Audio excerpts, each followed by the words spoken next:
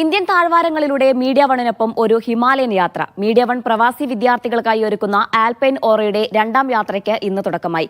31 കുട്ടികളുമായി media one team Kozhikode നിന്ന് യാത്ര തിരിച്ചു. Media one general manager PBM Farmees യാത്ര ഫ്ളാഗ് ഓഫ് ചെയ്തു.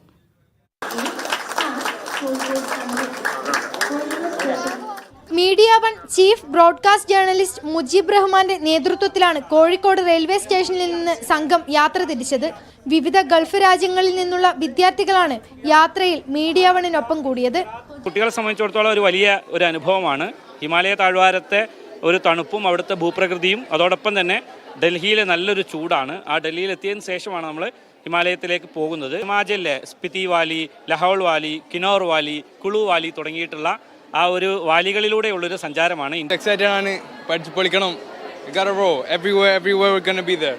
12 മുതൽ 23 വരെ നീണ്ടു നിൽക്കുന്ന യാത്രയിലൂടെ പ്രവാസി വിദ്യാർത്ഥികൾക്ക് ഹിമാചൽ പ്രദേശിന്റെ കാണാപ്പുറങ്ങൾ തൊട്ടറിയാനും ആസ്വദിക്കാനും സാധിക്കും.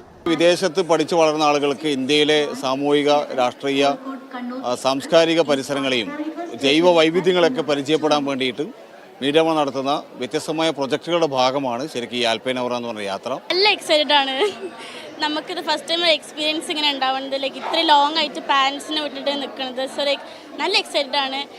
മക്കളെ ഇനിയൊരു അവർ ഖത്തർ പ്രവാസികളാണല്ലോ, അപ്പോൾ ഇനി ഇന്ത്യയെ തൊട്ടറിഞ്ഞ് കണ്ടറിഞ്ഞ് ഒരു പുതിയ കുഞ്ഞുങ്ങളെ ഞങ്ങൾ പ്രതീക്ഷിക്കുന്നു മീഡിയ വണ്ണിൽ നിന്ന്. കഴിഞ്ഞ വർഷത്തെ ആൽപൈൻ ഓറ യാത്രയും മികച്ച വിജയമായിരുന്നു.